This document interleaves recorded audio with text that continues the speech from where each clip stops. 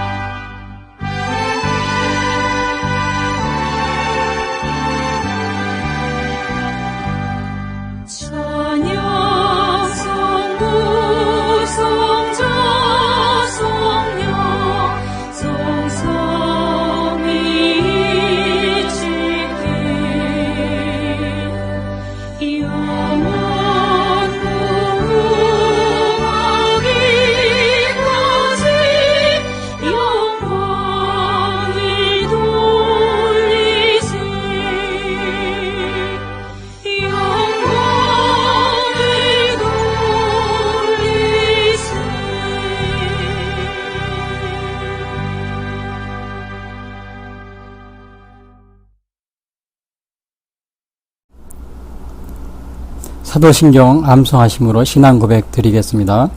전능하사 천지를 만드신 하나님 아버지를 내가 믿사오며 그 외아들 우리 주 예수 그리스도를 믿사오니 이는 성령으로 잉태하사 동정녀 마리아에게 나시고 본디오 빌라도에게 고난을 받으사 십자가에 못 박혀 죽으시고 장사한 지 사흘 만에 죽은 자 가운데서 다시 살아나시며 하늘에 오르사 전능하신 하나님 우편에 앉아 계시다가 저리로서 산 자와 죽은 자를 심판하러 오시리라.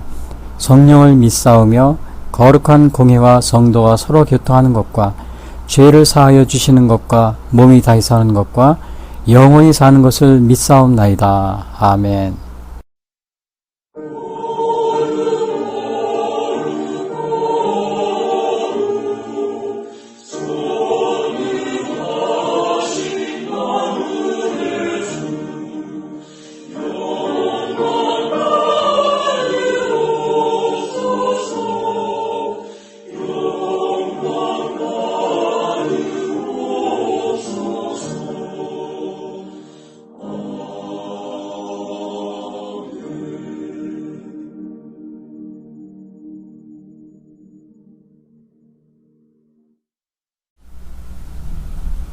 이어서 오늘 방송 설교를 위한 성경 말씀 봉독이 있겠습니다. 이 말을 할 때에 예수께서 친히 그들 가운데 서서 이르시되 너희에게 평강이 있을지어다 하시니 그들이 놀라고 무서워하여 그 보는 것을 영으로 생각하는지라. 예수께서 이르시되 어찌하여 두려워하며 어찌하여 마음에 의심이 일어나느냐. 내 손과 발을 보고 나인 줄 알라. 또 나를 만져보라. 영은 살과 뼈가 없으되 너희 보는 바와 같이 나는 있느니라. 이 말씀을 하시고 손과 발을 보이시나 그들이 너무 기쁨으로 아직도 믿지 못하고 놀랍게 여길 때에 이르시되 여기 무슨 먹을 것이 있느냐 하시니 이에 구운 생선 한 토막을 드리니 받으사 그 앞에서 잡수시더라. 또 이르시되 내가 너희와 함께 있을 때에 너희에게 말한 바 곧 모세의 율법과 선지자의 글과 시편에 나를 가리켜 기록된 모든 것이 이루어져야 하리라 한 말이 이것이라 하시고 이에 그들의 마음을 열어 성경을 깨닫게 하시고 또 이르시되 이같이 그리스도가 고난을 받고 제3일에 죽은 자 가운데서 살아날 것과 또 그의 이름으로 죄사함을 받게 하는 회개가 예루살렘에서 시작하여 모든 족속에게 전파될 것이 기록되었으니 너희는 이 모든 일의 증인이라. 볼지어다 내가 내 아버지께서 약속하신 것을 너희에게 보내리니 너희는 위로부터 능력으로 입혀질 때까지 이 성에 머물라 하시니라. 이어지는 찬양은 하나님의 독생자 예수 날 위하여 오시었네 라는 찬양입니다. 하나님의 독생자 예수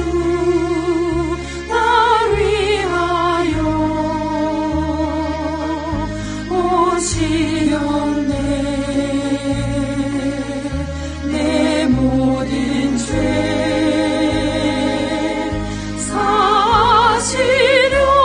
사시려고 십자가 지셨으나 다시 사셨네.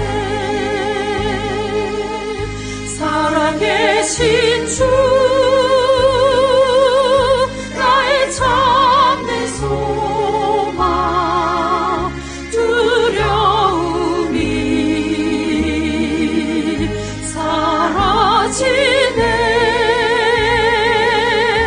사랑의 주내 갈 길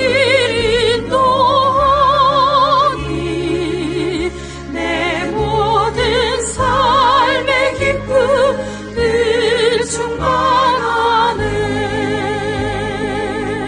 주 안에서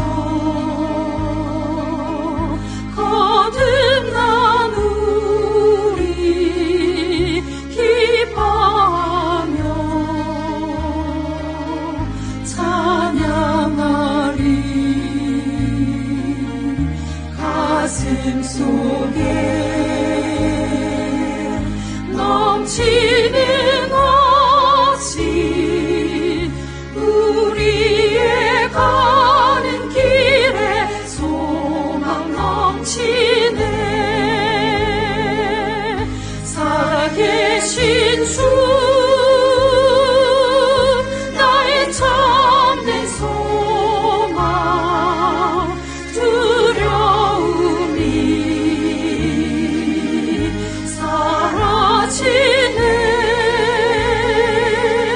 사랑의 주내 갈 길 인도하니 내 모든 삶의 기쁨 늘 충만하네. 선한 싸움 다 마친 후에 우리 주님 배우리라. 사망 권세 다 물리치고 주님이 다스리니 영광 넘치네. 살아계신 주 나의 참된 소망 두려움이 사라지네.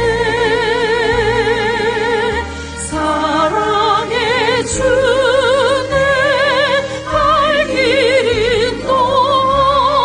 인도하니 내 모든 삶의 기쁨 늘 충만하네.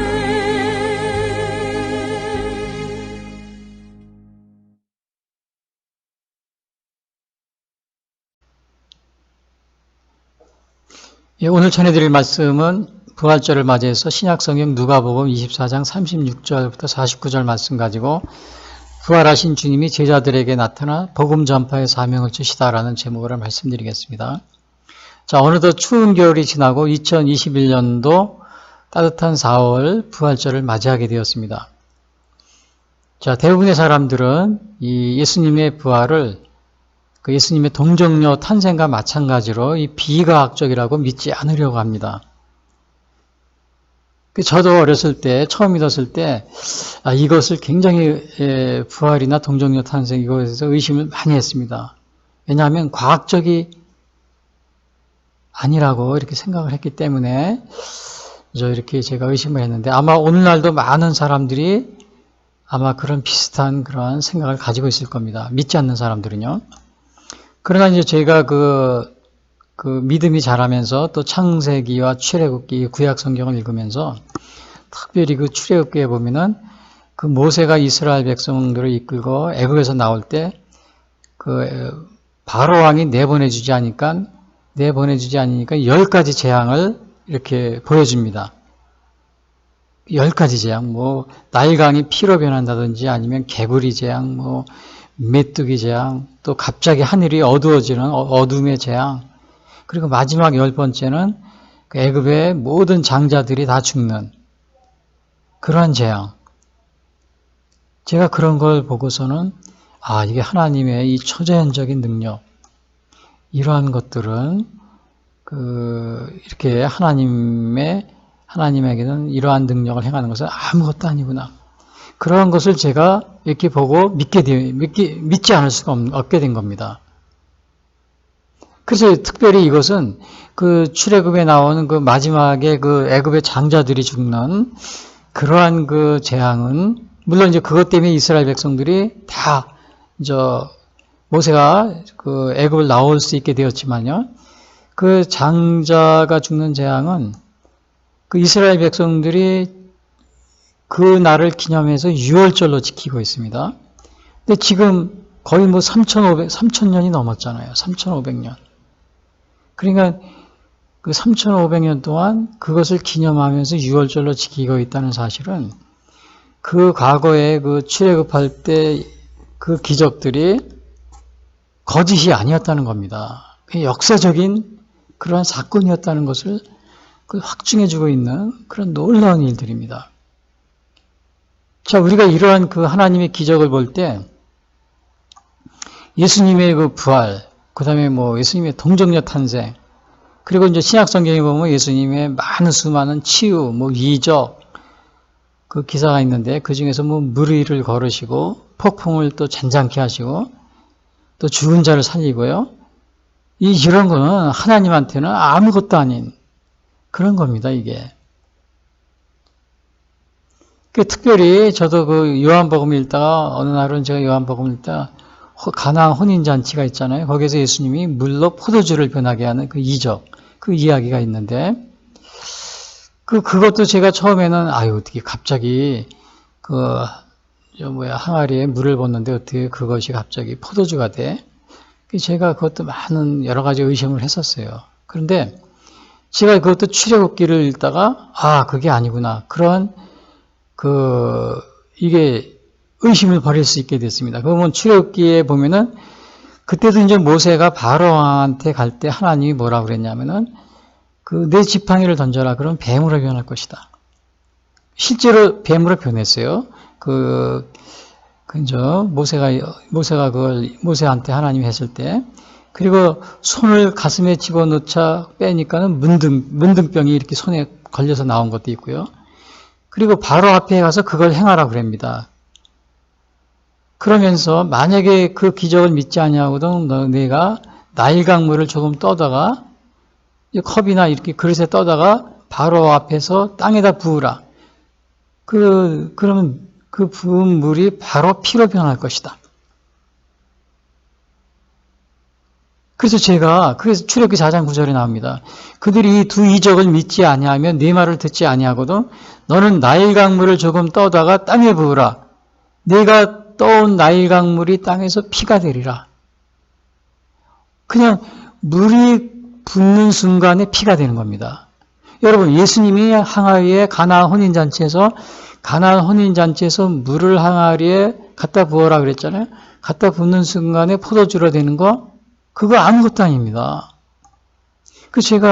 저도 이거 구약을 출애굽기 읽다가 이거 가나안 혼인잔치 때 물이 포도주로 변하는 거, 이게 하나님한테는 아무것도 아니구나.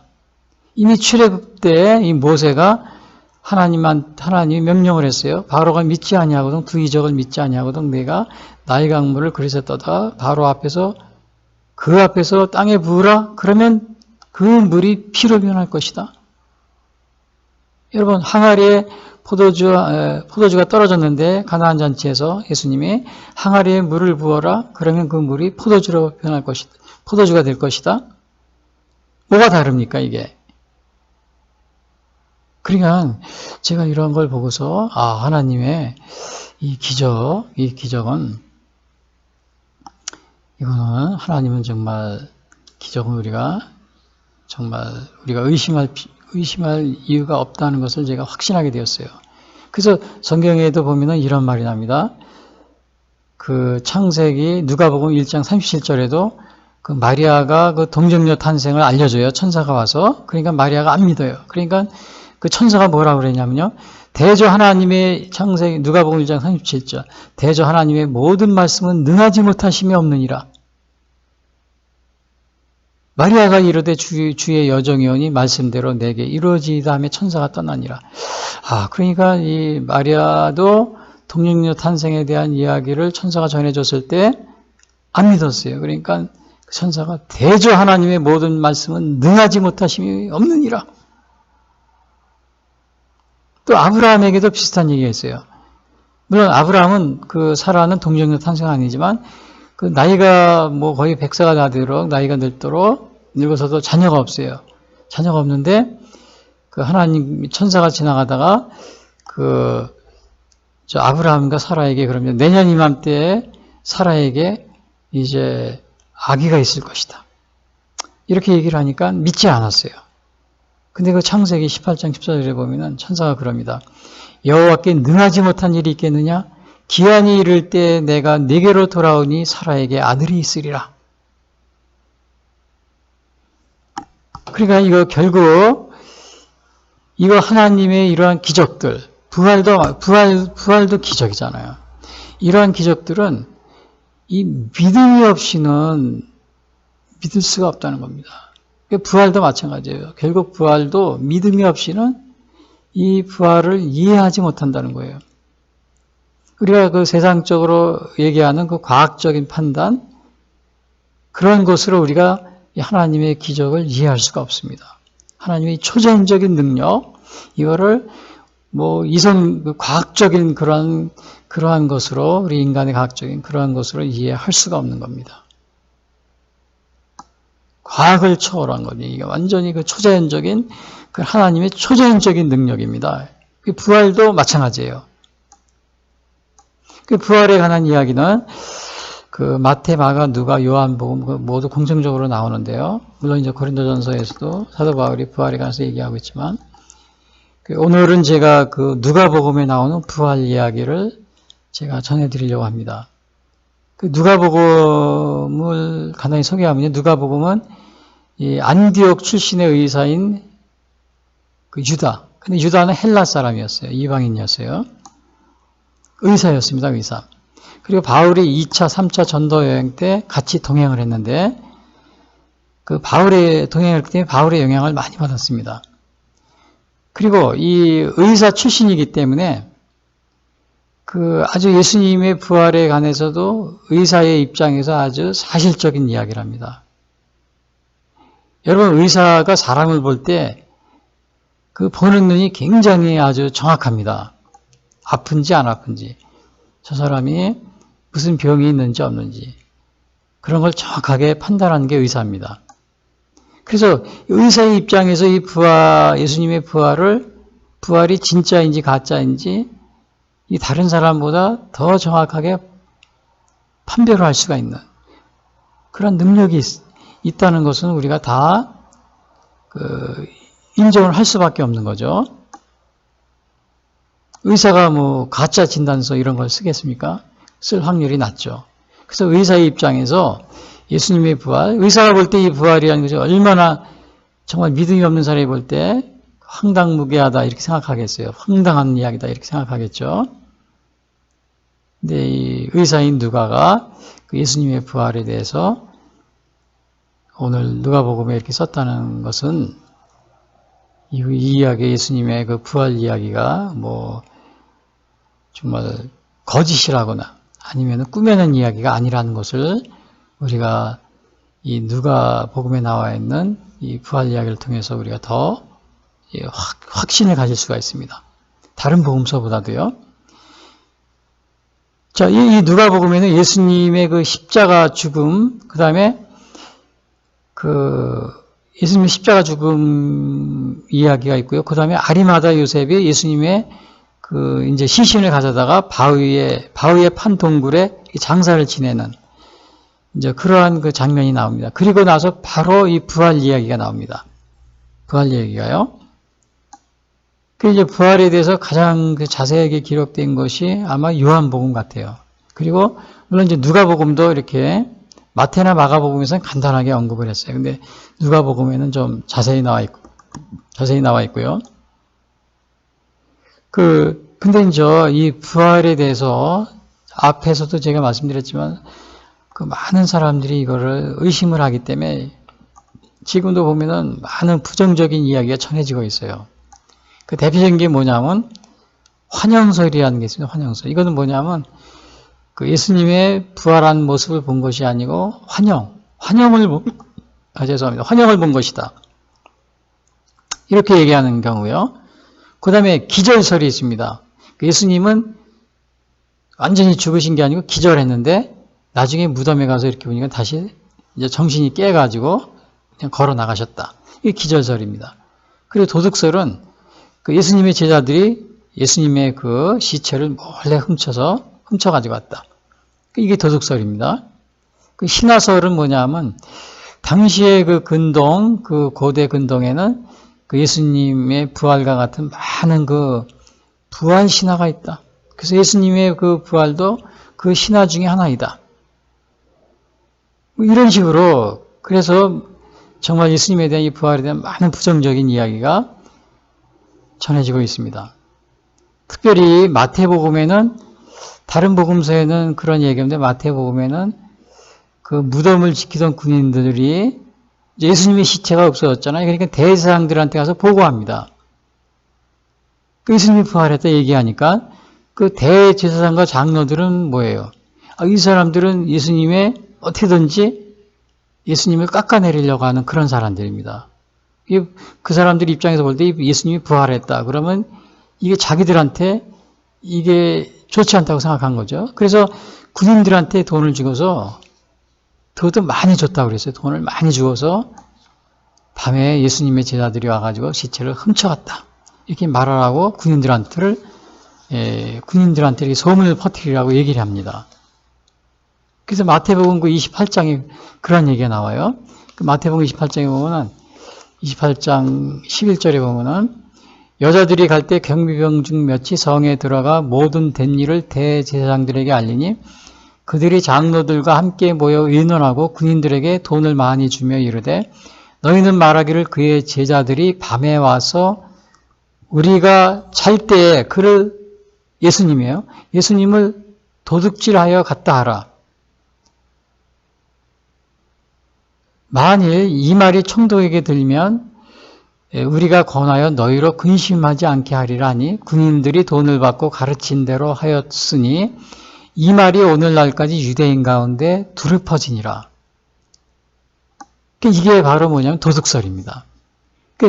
돈 받고서 이제 이렇게 돈을 받고서 제자들이 훔쳐갔다. 이걸 퍼뜨린 겁니다. 근데 이것이 아직 지금까지도 유대인 중 사이에서 이게 퍼진다는 거죠. 이것은 뭐예요? 완전히 사실을 왜곡하는 겁니다. 사실을 왜곡한 거죠. 제가 이렇게 사실을 왜곡하는 이제 그러한 이야기를 해서 말씀드리지만 어제가 4.3 기념일이었습니다. 제주도에서. 근데 이 4.3 기념일인데 제가 이 대통령 추념사 이 기사를 봤는데 이 굉장히 역사를 왜곡.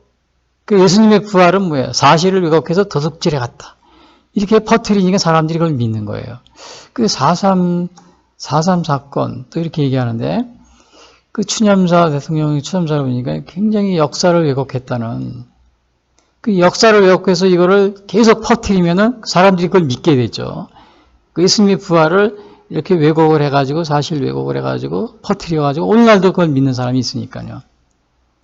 근데 추념사에 보면은 지난해에는 4.3 추모사에서 대통령이 뭐라고 그랬냐면 주동자들이 있습니다. 물론 이제 4.3 사건을 회생을 추모해야 되느냐 마느냐 많은 찬반이 있지만은 아무튼 거기에서 정말 억울하게 훼손된 사람들이 많아요. 대부분이 다 억울하게 훼손된 사람들이 있어요. 이제 그런 분들은 우리가 추모를 해야 돼요. 5.18도 마찬가지예요. 5.18도 북한군이 왔다 안 왔다 막 그러고 있지만은 북한군한테 죽은 게 3분의 1 정도 된다 막 그러고 있지만은 그러나 그거를 떠나서 억울하게 죽은 사람들, 그런 분들이 있잖아요. 그런 분들 우리가 정말 추모를 해줘야 됩니다. 그러니까 이제 4.3도 마찬가지로 그런 의미에서 아마 2002년도인가요? 김대중 대통령이 있을 때 그렇게 해서 이제 추모를 시작한 것 같아요. 4.3 사건을. 근데 추모를 시작하는데 이 가면 갈수록 보면은 4.3을 역사를 왜곡하는 그런 방향으로 흐르게 됩니다. 2002년 김대중 대통령 때에는 그 사람을 분류를 했습니다. 그 주동자, 그 다음에 그 주동자지만은 어쩔 수 없이 끌려간 사람, 그 다음에 그 주동자들의 그 반란에 섞여 있다가 억울하게 죽은 양민들, 이렇게 분류를 했어요. 그 사람들을. 근데 이것이 점점 시간이 가면서 완전히 주동자들까지도 추모하는, 주모자들까지도 영웅시하는 그런 상황으로 흘러가게 된 겁니다. 그래서 지난해에는 4.3 사건의 그 대통령 그 추모사를 가만히 보니까 그 주동자들을 향해서 뭐라 그러냐면 먼저 꿈을 꾼 자라고 이렇게 얘기를 하더라고요. 그러니까 억울하게 죽은 이러한 사람들을 구분 안 하고 완전히 전체다. 4.3의 그 주동자, 주모자들까지도 다 합쳐가지고 같이 추모하면서 뭐라 그러냐면 그 주동자들에게도 먼저 꿈을 꾼 자라고 그럽니다. 먼저 꿈을 꾸다 죽었다. 이렇게 표현하더라고요. 그리고 이번에는 좋은 나라를 꿈꾸었던 사람들 이렇게 표현하고요. 자, 이 사람들의 꿈은 뭡니까? 주동자들이 4.3의 공산주의입니다. 공산주의예요. 공산주의의 꿈입니다. 여러분이 당시에 지금은 좀 안 그렇지만요. 1948년 당시의 공산주의 상황을 알게 되면은 정말 우리의 상상을 초월하는 그러한 일들이 우리 이웃 나라에서 벌어지고 있었습니다. 요즘에도 보면 4.3을 추모하고 어느 역사학자라든지 또 고등학교 역사 선생님들 이런데 유튜브에 방영하는 거 보면은 4.3에 죽은 분들 그래가지고 정부의 폭력에 의해서 죽었다. 이러한 일이 있는지 몰랐다. 막 그러면서 그것만 얘기합니다. 그러나 이 공산주의를 꿈꿨던 이 사람들의 잔악상 이런 것들은 하나도 얘기를 안 해요. 그게 문제입니다. 여러분 당시에 1948년 당시에 무슨 일이 있었냐? 우리 주변 국가에서는 제가 예수님의 부활의 사실 왜곡을 하다 지금 정말 4.3 사건의 그 역사 왜곡에 대해서 제가 말씀드렸는데요. 아무튼 이 4.3 역사 왜곡은 왜곡이니까요. 그거의 피해를 제가 한번 오늘 언급하는 것도 중요할 것 같아요. 그래야 부활의 왜곡의 언급이 아직까지도 그것이 영향을 미치고 있으니까요. 당시 러시아의 스탈린 공산혁명에 2천만 명 이상을 학살을 했습니다. 거의 아마 2천만 명 정도 학살을 했어요. 그리고 우리 이웃 나라에 있는 모태동, 중공이라고 해서 중공이 모태동 거의 3천만 명, 그리고 아마 비공식적으로는 아마 6천만 명 이렇게 학살한 거예요. 공식적으로는 3천만 명 이상이고 6천만 명 학살을 했어요. 북한의 김일성 해방되어서 북한에 있는 수많은 사람을 학살하고요. 기독교인들을 완전히 몰살시켰습니다. 그리고 살아있는 나머지 사람들을 다 강제노동 수용소에 보내거나 공산주의를 따르지 않는 이러한 사람들을 거의 다 죽이거나 학살을 강제노동소에서 죽이고요. 여러분 이러한 일이 우리 주위에 벌어지고 있었어요. 그리고 1950년 6.25 전쟁에서 6.25 전쟁이 마치고 휴전이 되었는데도 북한의 김일성이 무장 공비를 난파해가지고 우리 남쪽에 있는 대한민국 민간인들을 학살하고 죽인 것이 몇 명인 줄 아십니까? 6.25 전쟁 후에 5천 명이 넘습니다. 5천 명이 넘어요. 그러니까 이게 제주 4.3의 이 사건은 단순히 김일성이 여러분 휴전했는데도 6.25 전쟁 휴전에도 5천 명 이상 무장군을 보내서 죽였다. 대한민국 사람을. 여러분 이 상상이 갑니까? 그러니까 48년도에 김일성이 제주도에서 한 행동은 뭐냐면은 완전히 교전이었습니다. 교전. 그냥 거의 교전, 그러니까 그냥 아무것도 가만히 있는 사람, 양민들을 그냥 국가에서 폭력 행사 죽인 게 아니고 완전히 교전 상태. 그런 상태였습니다. 여러분, 베트남이 1970년에 공산화됐어요. 공산화됐는데 최근에 어떤 사람이 베트남을 방문했는데 여러분 지금 뭐 베트남이 공산화돼서 뭐 통일됐다 막 그러지만 좋아하는 사람도 있겠지만 근데 어떤 사람이 베트남에서 쇼핑몰에 갔는데 베트남 사람이 그러더래요. 뭐 느끼는 거 없냐 그러더래요. 쇼핑몰에 큰 몰에 갔는데 쇼핑센터에 갔는데 그래서 왜 그러냐 그랬더니 잘 보라고 뭐 느끼는 거 없냐고 이 쇼핑센터 안에 다니면서 잘 모르겠다 그랬대요. 한국 사람인데 그랬더니 그 베트남 사람이 그러대요.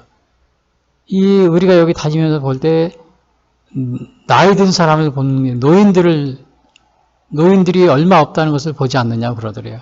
그렇다고. 이게 뭐냐 다 거의 다 젊은 사람들이에요. 그러니까 그 사람이 그러는 겁니다.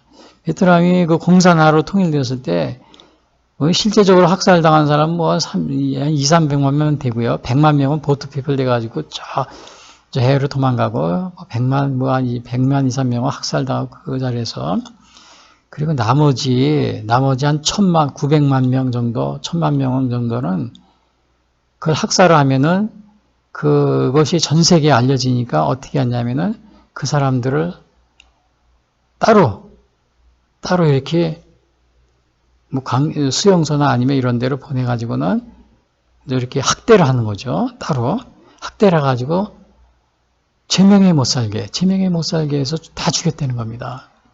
그러니까 그거는 살면서 정말 보이지 않게 눈에 표 안 나게 학살하면 그 자리에서 총 쏴 죽이면 전 세계에 다 알려지잖아요. 뭐 그 옆에 있는 캄보디아처럼. 그러니까 그렇게 하지 않고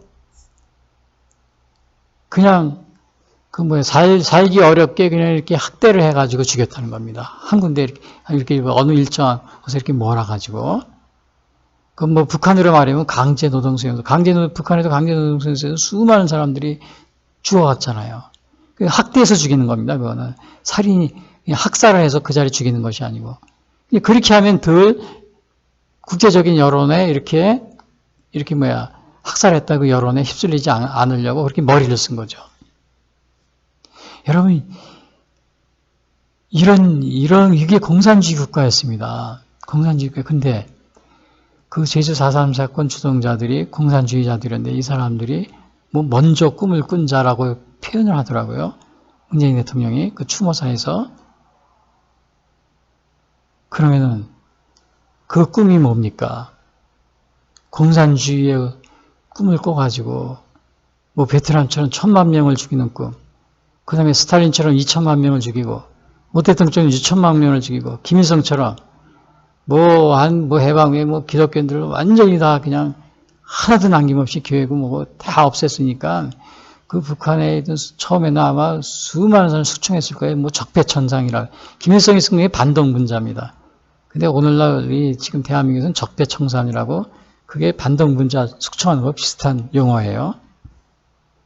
다 공산당들이 쓰던 용어입니다. 이게 대한민국에서 지금 쓰고 있어요. 더불어 이것도 김일성이 쓰던 용어고요. 더불어도 그 다음에 사람 중심도 마찬가지 북한 헌법에 나와 있습니다. 지금 대한민국에서 거의 근 4, 5년 동안 일어난 게 적폐청산, 반동분자, 그 다음에 더불어, 사람 중심, 다 이게 김일성이 쓰던 용어를 쓰고 있었어요. 여러분, 우리 대한민국이 지금 공산주의 사회가 되어가고 있는 걸 지금 여러분이 모르고 있는 겁니다. 그러면 먼저 꿈꾸던 자, 이 주동자들이 공산주의자들이 그 공산주의를 꿈꿨다는 겁니다. 좋은 나라를 꿈꿨다?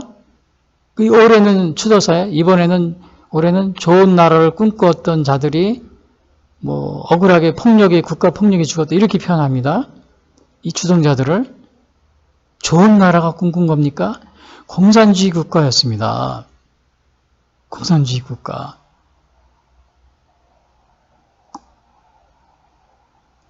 그에 물론 제주도에서 억울하게 희생된 분들이 있었는데 그것은 제가 당시에 우리나라 정부가 수립되기 이전이잖아요. 1948년 5월 4월이니까요. 1948년 8월 10일 정부가 수립됐으니까 정부가 생기기도 전입니다. 그 전에 제주도에서 이렇게 억울하게 양민이 학살된 것은 정말 그 당시에 이 공산주의를 추정하는 이 주모자들에 의해서 완전히 이게 혼합되어 있었기 때문에 아마 그런 일이 벌어지지 않았나. 제가 그 전쟁 영화를 본 적이 있어요. 베트남에서 전쟁을 하는데, 이제 미군들이 이제 파병이 됐어요. 파병해서 전쟁을 하는데, 대대가요. 베트공이라고 그랬어요. 공산주의 베트공을. 베트남의 공산주의를 베트공이라고 했어요. 베트공들이 그냥 공산주의자들이 막 이제 밀려오는 거예요. 이제 남부 베트남에서 막 자유를 지키기 위해서 싸우는 미군들이 간 거죠. 근데 이게 대대가 전멸하게 됐어요. 근데 막 육박전으로 오는데 막 섞여버린 겁니다. 근데 섞이기 전에는 이 대대에서 미군 병사들이 무전을 칩니다. 지금 전방 몇 미터 앞에 베트공이 몰려온다. 거기 항공기 폭격하라. 그러면 폭격기가 와가지고 폭격을 합니다. 그래서 자꾸 막았어요. 그래도 계속 몰려오니까 나중에는 완전히 폭격을 할 수가 없어요. 아군하고 막 섞여가지고. 그러니까 지휘자가 그때 결심을 해야 됩니다. 이걸 어떡하지? 이거를 그냥 놔두면 우리 대대가, 미군 대대가 완전 전멸할 텐데, 우리 대대가. 그런데 베트공이 계속 몰려오니까요. 섞여 있으니까 이제는 폭격을 할 수도 없어요. 서로 막 엉켜가지고, 적군과 아군이. 그러니까 이 대대장이 그때 결심을 합니다. 자기 아군 폭격기에 폭격을 요청하는데 어떻게 요청을 하냐면, 브로컨 에로우라고 합니다. 브로컨 에로우인지 하여튼 브로컨이라는 말씀이에요. 브로컨이라는 게 뭐냐면, 적군과 아군이 섞여가지고 이게 적군과 아군이 섞였기 때문에 그냥 무작위로 폭탄을 투하하려는 겁니다. 비행기로. 그러니까 아군이 같이 죽을 수도 있어요. 거기서 막 섞여가지고. 그게 브로컨 에로. 그냥 막 전화를 무전기에다 브로컨 에로. 급하다. SOS 하면 브로컨 에로. 그러니까 공군 본부에서 있다가 전투기들이 폭격기가 막 뜨는데, 브로컨 에로. 조종사들이 막 하면서 그때는 아군, 적군 가리지 않고 무조건 퍼붓는 겁니다. 운명에 맡기는 거죠. 아군이 살아남으면, 이왕 어차피 다 죽잖아요. 전멸할 위기에 처해 있으니까 그렇게 지휘관이 최종 지휘관이 내가 볼 때는 한참 고민하거나 1시간, 2시간 그것 때문에 고민할 시간이 없습니다. 빠른 시간 안에, 1분, 그냥 1초 안에 빨리 결단해가지고 그게 군인들은 빠르게 결단을 내려야 돼요. 전투에 나간 군인들은 특별히요. 그러니까 지휘관의 판단력인 거죠. 그때 이제 대대장이 판단을 해가지고는, 미군 대대장이, 그러니까 브로컨 에로. 그러니까 완전히 그냥 무차별 폭격을 한 겁니다. 적군과 아군 섞여 있으니까. 그냥 아군들도 막 그냥 폭탄에 맞아 죽는 겁니다. 근데 마치, 다행히 그래서 몇 명이 또 생존해서 나와서, 그게 이제 그런 영화를 제가 본 적이 있어요. 그러니까 제가 이렇게 어제 제주 4.3 사건이었는데 제가 너무 좀 안타까운 게 있어서 좀 길게 여기 오늘 설교 방송에 제가 이 시간을 이렇게 활용할 수가 없는 그런 사정인데도 활용해서 말씀드렸지만, 이 브로컨 에로, 제주 4.3 사건이 바로 브로컨 상황이었던 거예요. 적군과 아군이 섞여 있었던, 공산주의 주동자들과 이 양민이 섞여 있었던 이러한 상황. 브로컨 에로, 그런 상황인 겁니다. 브로컨 라인이죠, 완전히. 그러니까 이제 억울하게, 양민들은 우리 대한민국 국민들이죠. 억울하게 다 희생을 당한 겁니다. 미군 병사들도 자기들 폭격을 신청해놓고 자기들도 많이 죽었어요. 아군들도.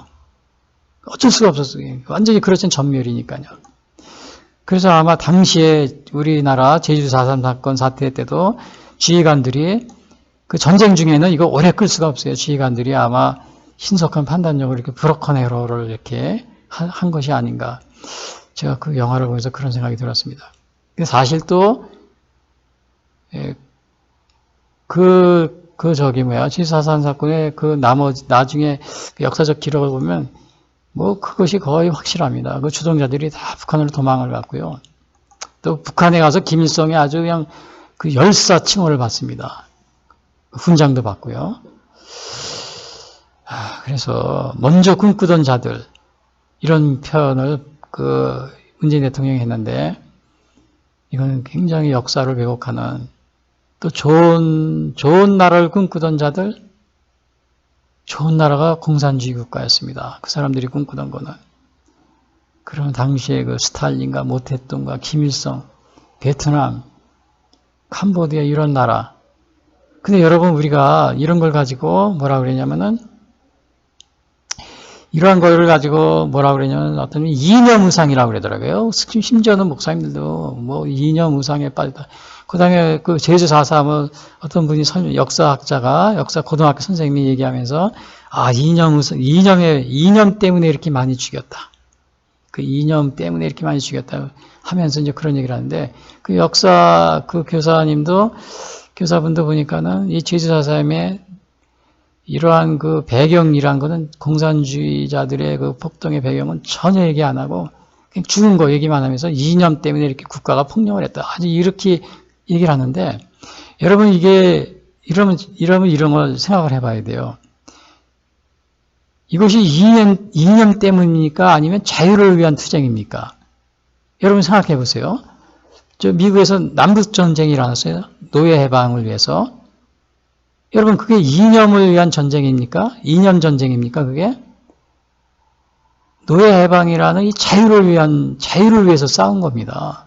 그 미국도 3년 동안 싸웠어요. 수많은 사람들이 죽고요. 이념 때문에 국가 폭력입니까? 그게? 이념 때문에 일어난 국가 아닙니다. 이건 이념 의상, 이념 때문에 일어난 국가 폭력 이런 건 아니에요.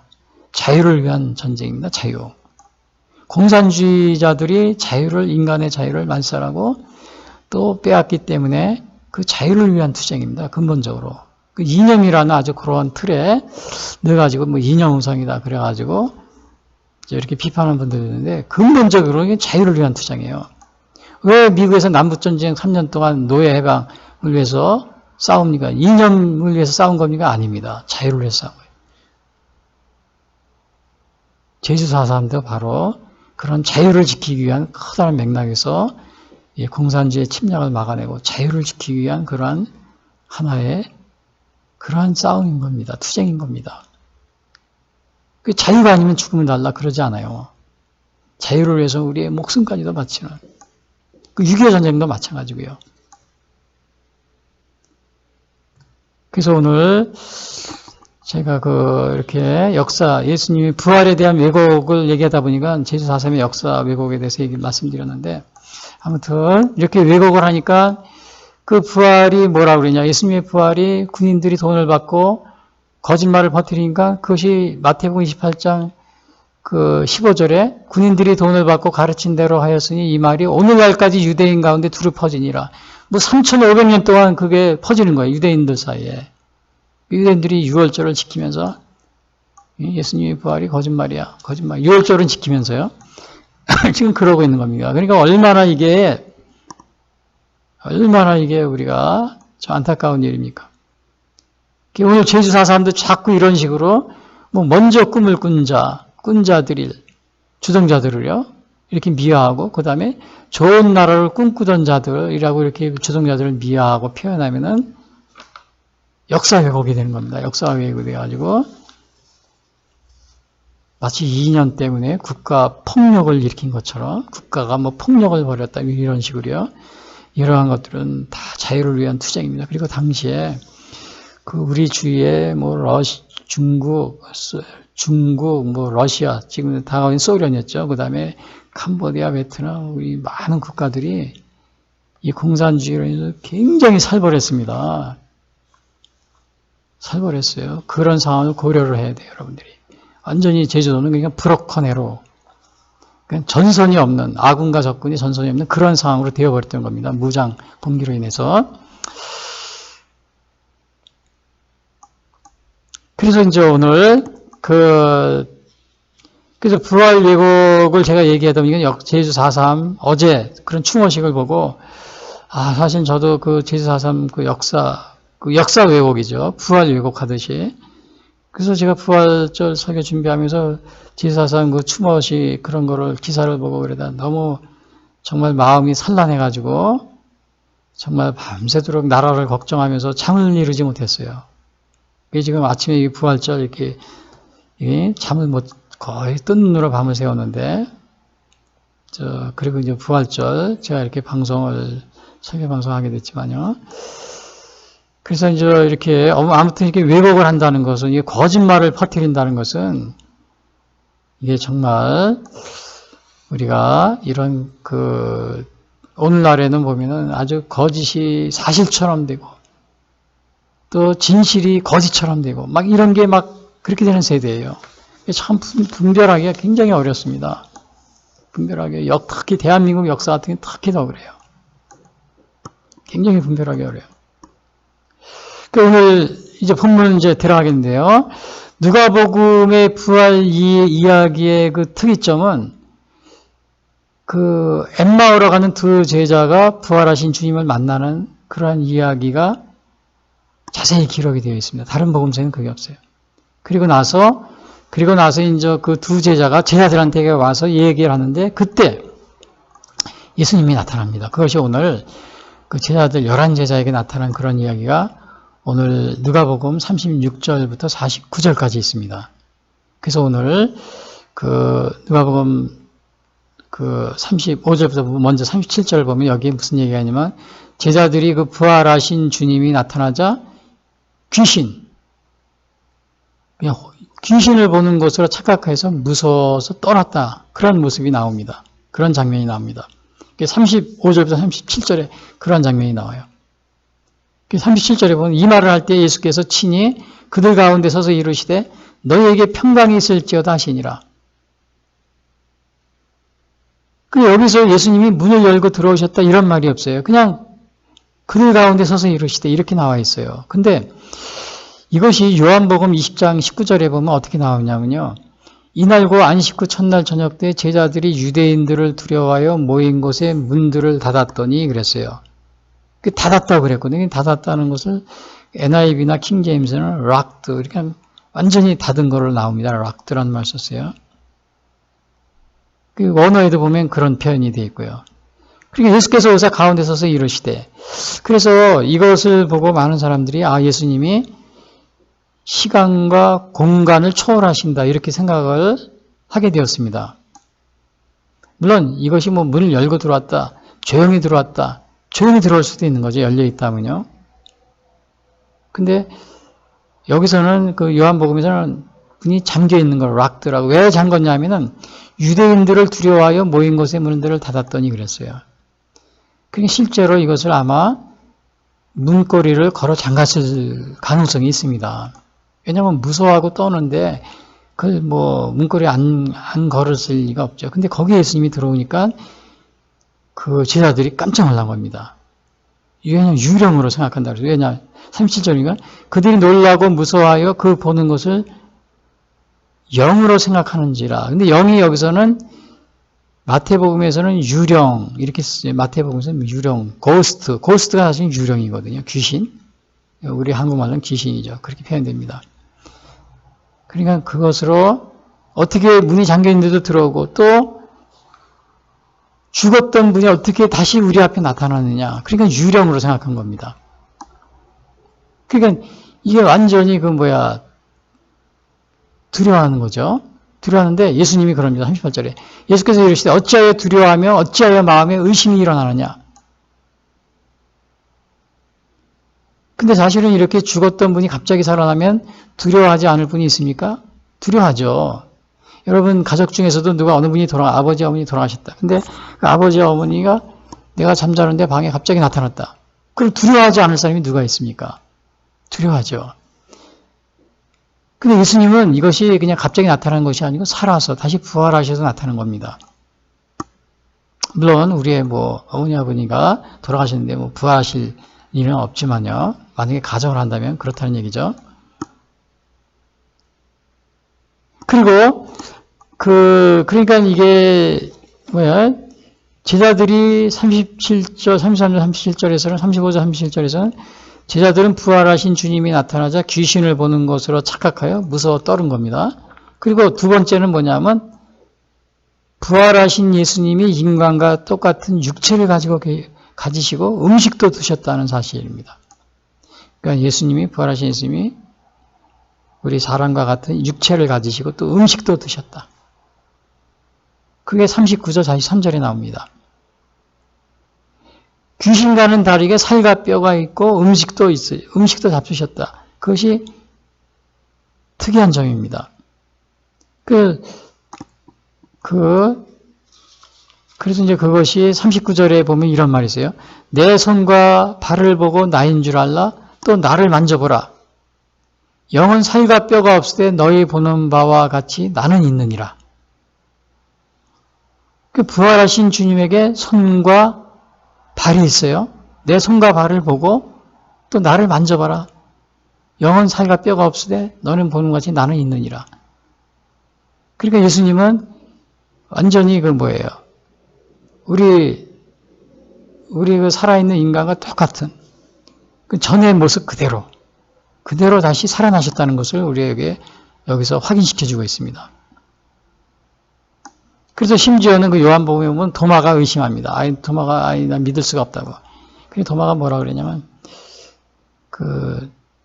내가 그 못자국에 손가락을 그 못자국에 넣고 또 옆구리에 넣어보지 않고는 내가 믿지 않겠습니다. 도마가 요한복음 10장에서 그럽니다. 그러니까 예수님이 그럽니다. 도마에게 이르시되 내 손가락을 이리 내밀어 내 손을 보고 내 손을 내밀어 내 옆구리에 넣어보라. 그리하여 믿음이 없는 자가 되지 말고 믿는 자가 되라. 그리고 또 그것뿐만이 아닙니다. 살과 그 손과 발 살과 뼈가 있는 건 그것도 있지만은 또 먹기도 하십니다. 그래서 예수님이 생선을 가져오라고 그래요. 42절, 43절에 보면 이에 그들이 너무 기쁨으로 아직도 믿지 못하고 놀랍게 여길 때 이르시되 여기 무슨 먹을 것이 있느냐? 하시니 이에 구운 생선 한 토막을 드리니 받으사 그 앞에서 잡수시더라. 부활하신 예수님이 우리 그 전에 예수님의 모습 보고 그대로 이렇게 그 모습을 가지고 부활하셨다는 것을 보게 됩니다. 그래서 이 부활하신 그 육체에 대해서 물론 이제 우리가 부활한 육체는 완전히 변화된 육체라고 그랬습니다. 고린도전서에 보면 사도 바울이 완전히 변화됐다고 그랬어요. 그러니까 우리 모습 여기 아마 그러나 이제 살과 뼈가 있고 또 손발 그대로 다 이렇게 있는데 아마 변화된 몸이라고 그랬습니다. 변화된 몸. 그래서 예수님이 나중에 승천하시잖아요. 변화된 몸이기 때문에 그게 가능한 겁니다. 변화된 몸이기 때문에. 그래서 조직신학자인 그 벌커프라는 그 유명한 그 보수적인 그러한 그 신학자가 있는데 이 부활의 육체에 대해서 이렇게 얘기합니다. 부활 후에 예수님의 육체가 현저한 변화를 일으킨 것은 명백한 사실이다. 그것은 전과 다름없이 동일하였으나 손쉽게 인식되지 못할 정도로 차이가 있었다. 부활하신 몸은 물질적이며 참된 육체였으나 동시에 갑자기 나타날 수도 있고 놀라운 방법으로 사라질 수도 있는 육체여 영체였던 것이다. 그러니까 조직신학자, 제 얘기가 아닙니다. 이 조직신학자인 볼코프는 이 예수님의 부활한 육체에 대해서 이렇게 얘기하고 있어요. 부활 후에 그의 육체가 현저한 변화를 일으킨 것은 명백한 사실이다. 그것은 전과 다름없이 동일하였으나 손쉽게 인식되지 못할 정도로 차이가 있었다. 그것은 물질적이며 참된 육체였으나 동시에 갑자기 나타날 수도 있고 놀라운 방법으로 사라질 수도 있는 육체여 영체였던 것이다. 이 조직신학자의 얘기입니다. 제 얘기가 아니고. 그러니까는 물질적이지만은 동시에 갑자기 나타날 수도 있고 놀라운 방법으로 사라질 수도 있는 육체지만은 영체. 사도 바울 선생님한테는 변화된 호련히 순식간에 변화들이니 그랬잖아요. 이게 변화된 몸. 이제 그런 거라는 거죠. 그러니까 우리 부활하셨지만 인간의 그대로 부활하기 전에 육체가 아니고 변화된 몸.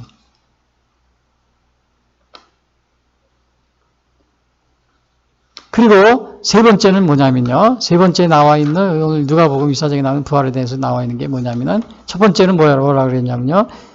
제자들은 부활하신 주님이 나타나자 귀신을 보는 것으로 착각하여 무서워 떨었다 그랬죠. 두 번째는 부활하신 예수님은 인간과 같은 육체를 가지시고 음식도 드셨다고 그랬어요. 살과 뼈도 있으시고. 그리고 오늘 세 번째는 뭐냐면 44장 47절에 보면은 예수님의 죽음과 부활은 성경에 이미 예언이 되어 있었던 사건이었다. 그러니까 성경이 이미 부활이 예언이 되어 있었대요. 이것은 아마 예수님 자신이 그 말씀을 하십니다. 이미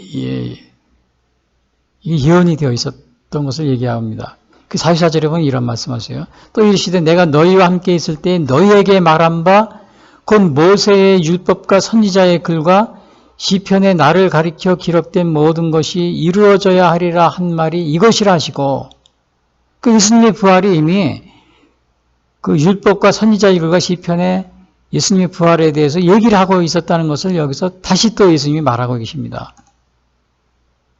누가복음 24장 26절에도 그 말이 있어요.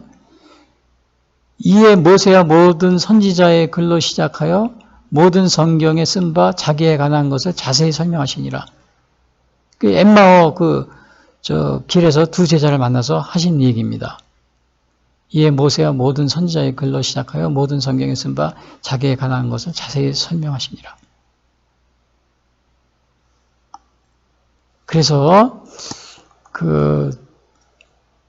이것이 이미 성경에 예언이 되어 있었다. 예언이 되었다는 거죠. 근데 이제 이러한 것을 보면은 우리가 그 부활뿐만이 아니고 예수님의 부활뿐만이 아니고 탄생, 그 다음에 예수님의 그 출생과 그 다음에 죽음, 십자가, 죽음, 예수님의 부활, 이런 거 다 구약 성경에 다 예언이 되어 있는 겁니다. 여기뿐만 아니고. 그리고 네 번째는 뭐냐면요. 그러니까 첫 번째는 제자들은 부활하신 주님이 나타나자 귀신을 보는 것으로 착각하여 무서웠더라. 두 번째는 부활하신 예수님은 인간과 같은 육체를 가지시고 음식도 드셨다. 또 살과 뼈가 있으셨다. 세 번째는 예수님의 죽음과 부활은 성경에 이미 예언이 되어 있는 것이었다. 그다음에 네 번째는 뭐냐면 부활을 목격한 제자들은 주어진 사명을 위하여, 주어진 복음 전파 사명을 위하여 성령을 받기까지 예루살렘에 머무르라고 하셨다. 복음 전파 사명이 있습니다. 여기서도 보면 47절에 보면은 예수님이 그럽니다. 또 그의 이름으로 제사함을 받게 하는 회개가 예루살렘에서 시작하여 모든 족속에게 전파될 것이 기록되었으니, 그러니까 제사함을 받게 하는 회개가 앞으로 전파될 것이다. 내가 부활 후에 그것을 이미 그것도 예언이 되어 있다는, 성경에 기록이 되어 있다는 겁니다. 부활 후에는 이 복음이 전파될 것이다. 그래서 세례 요한이 처음 한 말이 뭐예요? 제사함을 광야에 이르러 제사함을 받게 하는 회개의 세례를 전파하니 그랬잖아요. 예수님도 마가복음 1장 15절에서 이르시되 때가 찼고 하나님이 나를 가까이 왔으니 회개하고 복음을 믿으라 하시더라. 근데 이러한 회개와 이 제사함을 받게 하는 이러한 회개, 그러니까 세례 요한과 예수님의 이 제사함과 회개가 처음부터 예수님이 이 땅에 오셔서, 그리고 세례 요한도 마찬가지로. 근데 예수님이 부활하고 승천하시면서 그 제사함을 받게 하는 회개가 예루살렘에서 시작하여 모든 족속에게 전파될 것이다. 내가 부활한 후에 그것을 또 말씀하고 있다는 겁니다.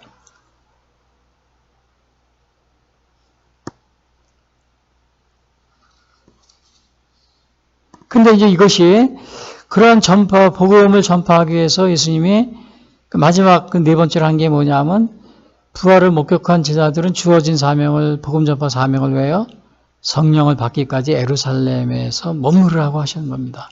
예루살렘에 머무르라고. 그리고 그래서 48절입니다. 너희는 이 모든 일의 증인이라. 그 증인인데 증인으로만 끝나는 것이 아니고 이 증인으로서 세상에 복음을 전파하라. 그 사명을 주셨는데 그 사명을, 복음을 전파하기 전에 뭐라고 그러냐면 성령을 받기까지 예루살렘에서 기다리라, 그런 얘기합니다. 49절에 볼지어다 내가 내 아버지께서 약속하신 것을 너희에게 보내리니 너희는 위로부터 능력으로 입혀질 때까지 이 성에 머물라 하시니라. 그래서 이제 예수님이 승천하십니다. 그러니까 부활하신 후 40일 동안 지상에 계시고 승천하셨어요. 승천하신 후 열흘 만에 오순절 성령 강림의 역사가 일어났잖아요. 오순절 성령 강림의 역사. 그래서 하나님 예수님이 올라가시면서 하신 그 약속의 말씀이 이루어지는 것을 보게 됩니다. 그리고 여기 성령의 그러한 역사는 요엘서, 구약성경 요엘서 2장 28절에도 나와 있어요. 그 후에 내가 내 영을 만민에게 부어주리니 너의 자녀들이 장래일을 말할 것이며 너의 늙은이는 꿈을 꾸며 너의 젊은이는 이상을 볼 것이며 그때 내가 또 내 영을 남정과 여정에게 부어줄 것이며 내가 이적을 하늘과 땅에 베풀리니 곧 피와 불과 연기, 기둥이라. 구약성경 요엘서에도 말세 하나님의 이 성령이 이 땅에 임할 것을 예언하고 있습니다. 자, 이렇게 이 부활은 처음에도 제가 말씀드렸다시피 이 부활의 오늘날 이 부활 또 예수님의 동정의 탄생과 마찬가지로 오늘날 많은 사람들이 과학적이 아니라 해서 믿지 않으려고 합니다. 그러나 이 부활의 증거로 그 브루스 밀런이라는 이 신학자는 세 가지를 들고 있어요. 부활은 증거가 뭐냐? 첫 번째, 무덤이 비어 있었다. 두 번째, 예수님이 살아서 나타났다. 세 번째, 제자들이 변화되었다. 그러니까 제자들이 변화된 것은 부활하지 않고서는 예수님의 부활이 아니고서는 그렇게 목숨을 걸고 순교하지 않았다는 거죠. 목숨을 전파하지 않았다는 거죠. 이 부활하신 주님을 뵙기 때문에 그게 가능했다는 겁니다. 그리고 다른 이제 교리 책에서 보면은요, 7가지를 들고 있어요. 첫 번째, 부활한 증거가 뭐냐? 첫 번째, 구약의 예언이 되었다. 두 번째, 그리스도 예수님 자신이 증거했다. 세 번째, 복음서 기자들이 증거했다. 네 번째, 많은 사람들이 목격을 했다. 다섯 번째, 오순절 성령 강림이 그걸 증거하고 있다. 여섯 번째, 안식일에서 그 부활하신 날인 주일로 바뀌었다. 그러니까 기독교의 그 주일이요. 주일날 오늘 주일이 세고 있잖아요. 안식일이 아니고요. 안식일 날 세지 않고. 일곱 번째는 순교자. 많은 그 예수님의 제자들이 순교를 했다. 그것이 바로 부활의 증거다. 근데 사실은 이 부활은 우리가 그 믿음을 가지지 않고서는 이 부활을 갖다가 우리가 믿을 수가 없습니다. 왜냐하면 과학적이 아니기 때문에. 동정녀 탄생, 예수님의 부활, 이 과학적입니까? 과학적으로 설명이 안 됩니다. 예수님이 그리고 또 뭐 죽은 자를 살리고 이 과학적으로 설명이 안 되죠. 또 무리를 걸으시고 또 물로 포도주를 바꾸시고 병을 고치시고 이거는 과학적으로 설명이 안 됩니다. 그래서 이러한 것들은 우리의 믿음이 없이는 이 부활을 믿을 수가 없다는 그런 사실을 보게 됩니다.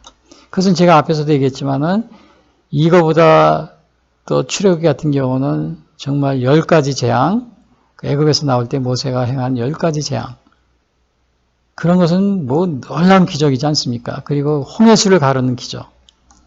그것을 기념하기 위해서 이스라엘 백성들이 3,500년 동안 지금까지도 유월절을 지키고 있다는 것.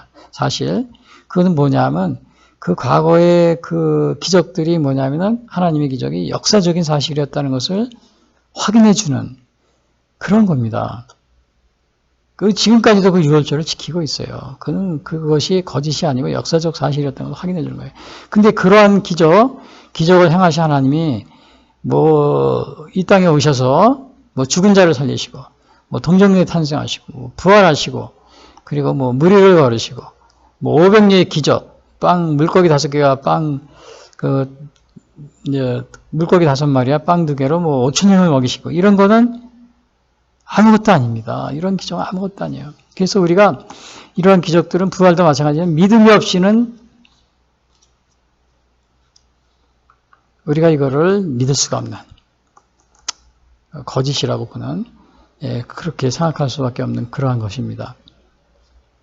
오늘 눈먼 아이가 연을 날리고 있어요. 장님 눈이 멀은 아이가 앞을 못 보죠. 여러분 생각을 해보세요. 눈이 멀은 아이가 어떻게 연을 날려요? 근데 하루 종일 이 아이가 연을 날리고 있는 겁니다. 그게 이제 좋은 재미로 이제 하는 거죠. 그래서 하도 신기해서 이제 어떤 사람이 이제 그 밭에 가서 그랬어요. 얘야, 애기야, 다가야, 너 지금 연을 날리고 있지? 그러니까 네, 날리고 있어요. 너 눈이 멀었는데 연이 안 보이는데 연 날리면 그 재미있어? 그러니까 재밌어요, 그러는 거예요. 그래서 이제 야, 너 연이 떴는지 아니면 연이 땅에 떨어졌는지 네가 어떻게 알아? 그러니까 그 아이가 그러는 겁니다. 내가 연이 떠 있는 걸 안다고. 그래서 어떻게 하냐고 그랬더니 자기가 그 연줄이 있잖아요. 연줄이 이게 지금 팽팽하거든요. 이게 팽팽하면은 그리고 이제 연이 높이 뜨면 각도가 있잖아요. 이렇게 실 각도가 있잖아요. 그걸 보고서 안 되는 거예요. 연이 높이 떴는지 낮게 떴는지도. 근데 지금 이 팽팽하니까 이 연이 지금 떠 있는 거라고. 근데 그 말을 들으니까 그게 맞는 말이에요. 그냥 눈이 멀어서 앞을 못 보고 연도 못 보지만은 그 눈먼 아이가 그 친구들이 뭐 연 날리고 그런 걸 보고 자기도 날리는데 그리고 계속 날리는 겁니다. 근데 연이 떠 있는 걸 아는 거예요. 왜? 줄이 팽팽한 걸 만져보고서. 여러분, 우리 부활도 마찬가지입니다. 우리 이 부활도 예수님이 부활했는지 안 했는지 이거는 어떻게 아느냐? 우리가 보질 못했잖아요. 그러나 이 믿음의 줄이 팽팽하면은 그거는 우리가 부활하신 그것을 통해서 알 수가 있습니다. 부활한 것을 믿을 수가 있어요. 그래서 우리가 믿음이 없이는 이게 부활을 믿을 수가 없다는 그런 얘기입니다. 이 믿음이 없이는. 그 아이가 연을 보질 못하지만은 그 줄이 팽팽한 그걸 보고서 연이 떴다는 것을 믿은 겁니다. 오늘날 우리 애가 믿음의 줄이 팽팽하게 있으면 우리가 부활을 보지 못했지만은 예수님이 부활하셨다. 그걸 믿을 수가 있는 겁니다. 그리고 제가 앞에도 얘기했지만 출애굽 같은 출애굽 때 일어났던 그 놀라운 기적들, 그런 걸 보면은 부활과 같은 기적, 이 초자연적 이적, 이것은 하나님께 아무것도 아닙니다. 그래서 히브리서 11장 1절에 그럽니다. 믿음은 바라는 것들의 실상이요 보이지 않는 것들의 증거니 선진들이 이로써 증거를 얻었느니라. 믿음으로 모든 세계가 하나님의 말씀으로 지어진 줄 우리가 아나니 보이는 것은 나타난 것으로 말미암아 된 것이 아니니라. 그러니까 오늘날 부활은 예수님의 동정녀 탄생, 그다음에 예수님의 부활, 물로 포도주를 만드신 기적, 죽은 자를 살리시고 무리를 걸으시고 500리의 기적, 이러한 모든 예수님의 기적들은 뭐예요? 믿음이 없이는 우리가 그 사실을 믿을 수 없는 그러한 것들입니다. 그러니까 여러분이 믿음의 줄을 팽팽하게 지금 앞에 한번 만져보세요. 믿음의 줄이 팽팽한가 아니면 느슨한가? 그걸 보면은 여러분이 느슨하게 돼 있으면 여러분 믿음의 줄이 이미 믿음이 식은 겁니다. 그래서 믿음의 줄을 팽팽하게 유지하시고, 그래서 이러한 예수님의 이 부활의 기적, 이것이 우리 눈으로는 보지 못했지만 그것이 사실이었다는 것을 우리가 믿을 수가 있게 되는 겁니다. 결론적으로 말씀드리면 오늘 이 부활하신 주님이 제자들에게 11제자에게 나타나셨습니다. 거기 물론 이제 가룟 유다가 없기 때문에 11제자예요. 근데 이제 11제자에게 나타났는데 처음에 제자들은 뭐예요? 귀신으로 착각했어요. 고스트라고 그러죠. 고스트. NIV와 킹 제임스 고스트. 그래서 무서워 막 떨었으나 주님은 뭐예요? 귀신이 아닙니다. 환영이 아니었어요. 부활하신 예수님은 인간과 같이 그대로 돌아가시기 전에 그 육체를 가지시고 그 다음에 음식도 먹으시고 살과 뼈도 있으시고, 귀신은 살과 뼈가 없지만은 예수님이 그랬잖아요. 영은 살과 뼈가 없지만 나는 있다. 만져봐라 그랬잖아요. 그 다음에 두 번째는 예수님의 죽음과 부활은 성경에 이미 미리 예언이 되어 있는 사건이었다. 구약이 다 예언이 되어 있던 겁니다. 죽음뿐만이, 부활뿐만이 아니에요. 죽음, 부활, 출생, 생애, 모든 게 다 예언이 되어 있어요. 또 성령을 받는 거, 이런 것까지도. 그 다음에 네 번째는 부활을 목격한 제자들은 주어진 복음 전파의 사명을 감당하기 위하여 성령을 받기까지 예루살렘에 머무르라고 하셨다. 예수님이. 부활하신다. 근데 사실 예수님이 승천하신 후 열흘이 되었을 때 오순절 성령 강림의 역사가 일어나가지고 그것으로 인해서 온 세계에 복음이 전파된 겁니다. 이 제자들이 이 부활의 주님을 보고 나서 완전히 변화되어가지고 이 복음을 전파한 겁니다. 이 제자들의 수많은 제자들이 순결했어요. 이것은 뭐냐면 부활이 확실하다는 것을 우리에게 나타내주고 있어요. 오늘 여러분 앞에 있는 이 믿음의 준 팽팽한 거 한번 만져보세요. 느슨한 분은 믿음이 없는 거예요. 팽팽하신 분. 그것이 바로 오늘 예수님의 부활을 증명해 주고 있습니다. 다 같이 기도하겠습니다. 지금까지 예수 선교의 설교 방송을 시청해 주신 분들께 감사를 드립니다. 요한복음 3장 16절은 하나님이 세상을 이처럼 사랑하사 독생자를 주셨으니 이는 저를 믿는 자마다 멸망치 않고 영생을 얻게 하려 하심이라 라고 말하고 있습니다. 또한 성경은 예수 그리스도를 영접하는 모든 사람들에게 영원한 생명을 약속하고 있습니다. 요한일서 5장 11절에서 13절은 또 증거는 이것이니 하나님이 우리에게 영생을 주신 것과 이 생명이 그의 아들 안에 있는 그것이니라. 아들이 있는 자에게는 생명이 있고 하나님의 아들이 없는 자에게는 생명이 없느니라. 내가 하나님의 아들의 이름을 믿는 너희에게 이것을 쓰는 것은 너희로 하여금 너희에게 영생이 있음을 알게 하려 함이라 라고 말하고 있습니다. 아직 예수님을 영접하시지 못하신 분들은 이 시간 주님을 영접하시기를 바랍니다. 이 방송을 들으시고 기독교 신앙에 대하여 더 알기를 원하시는 분들은 예수 선교의 홈페이지 www.missionchrist21sd.com으로 방문해 주십시오. 다음 방송 시간까지 안녕히 계십시오.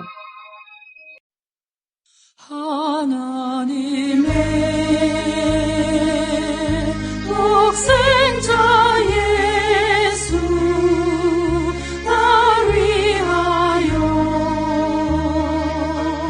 오시었네. 내 모든 죄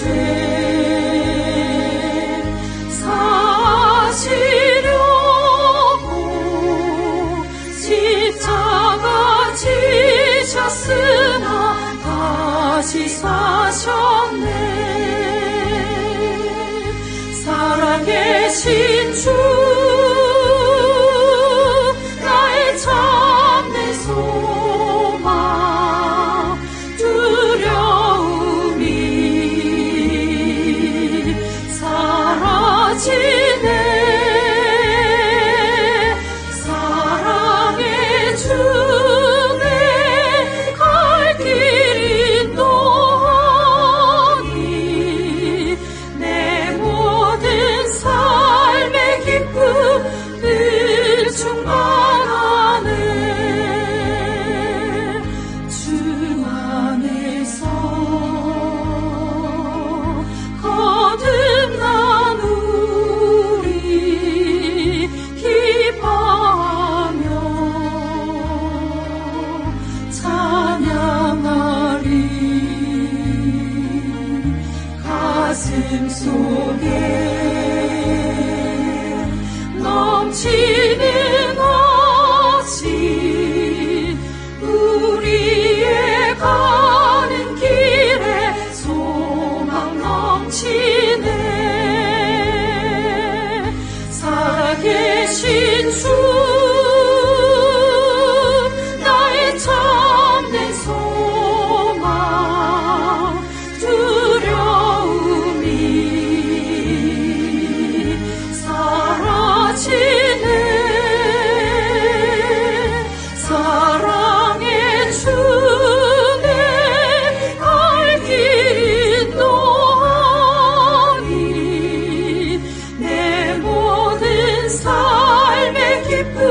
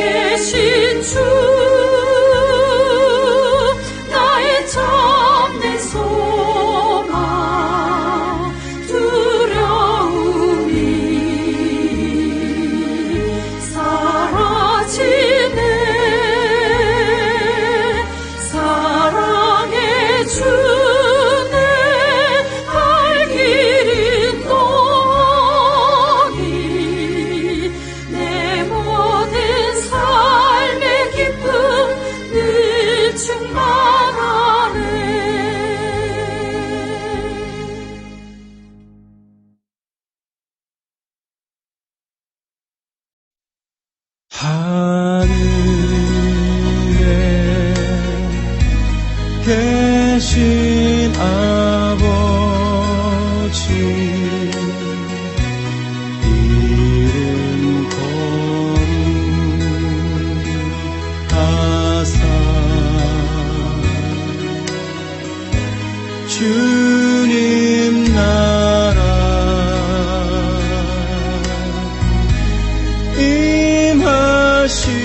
임하시고 뜻이